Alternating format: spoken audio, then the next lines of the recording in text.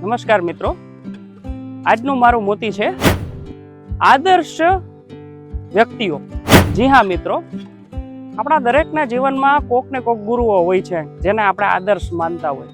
તો ઘણી વખત બહુ મોટો પ્રશ્ન થઈ જતો હોય તો આદર્શ માનવા કોને, બરોબર છે। તો આજે મારા આઈડિયલ જે એક હું માનું છું જેને એનું તમને કહું તો સ્વામી વિવેકાનંદ।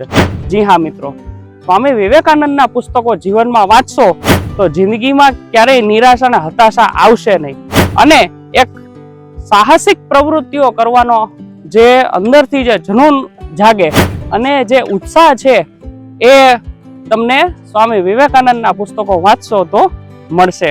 એટલે આદર્શ અને ઉમદા વ્યક્તિઓ કે જેઓએ ભારત માટે કંઈક કર્યું છે અને એના જીવન ચરિત્ર તમે વાંચશો તો એમાંથી તમને પ્રેરણા મળશે।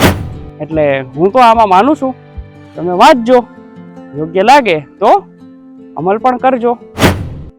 ધન્યવાદ।